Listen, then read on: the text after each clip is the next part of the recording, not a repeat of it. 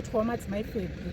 Ndakauyawo pano ndine dambudziko remwana wangu airwara aibuda mututu usiku hwega hwega 12 midnight achibuda achinogeza panze patepi. Asi kuuya kwandakaita pano dambudziko iro rakapera kuburikidza nemudzimu unoera tenzi Michael wepano. Uyezve ndinoda kutenda ini ndakanga ndafa muna June. Mweya Mutsvene vakaona urwere hwangu ndiri kure kuHondebhare ukandirwira. Ndaibayiwa miri wese ndichinzwa mabayo kubayiwa. Asi Mweya Mutsvene vakazviona ndiri kure. Ndoda kutenda naizvozvo ndakapora. Uyezve ndoda kutenda ndaiwe tsuro yemubhuku ndaishanda asi hapana chaibuda. Ndichishanda zvekare mari ndichibata asi hapana chaibuda.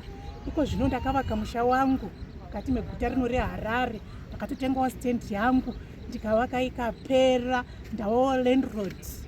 Ndoda kutendawo naizvozvo. Ndoda kutenda mudzimu unoera baba wadai vachengetwa nekusingaperi. Ndinoda kuti ndirambe zvindiri mumbereko yeMweya Mutsvene. Hapana achandibvisa mukati membereko yeMweya Mutsvene ino. Ndinotenda naizvozvo. Amen.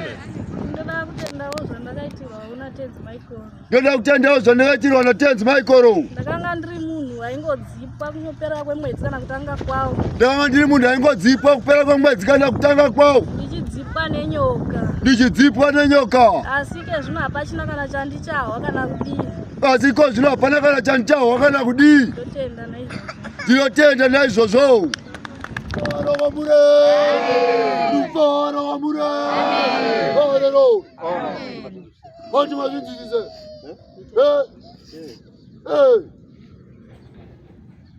Ndinotenda ndikumbire ruregero mudzimai sokuti mataura kuti kana nhasi baba anotokudai.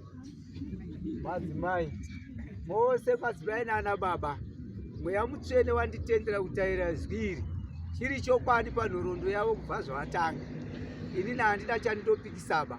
Zvino vose vari pano pana Ishe vakamira pano, ndiri muranda wavo, ndiri kukumbira ndiri pasi petsoka dzavo kukumbira mudzimai wangu uyu kuti zvose zvandaita kumashure ndatsiurwa nemweya. Ndanga ndiri musango nekujuta kwandaita kuya ndaida kuti iwe nendirarame nevana upenyu hwanga hwanetsa. Zvino izvozvi mudzimai wanzwa mweya wachiti newe usasataura jambwa nemunyamazve. Tabva pazambuko mudzimai wangu, tiri mudziva roupenyu mudzimai wangu. Ndinokumbira ruregerero mudzimai. Ruregerero mudzimai wangu pasine kudenga ndatendera. Natenda hangu Ishe. Nyaya inochemedza. Nyaya inochemedza. Asanda kuti amai vapindure.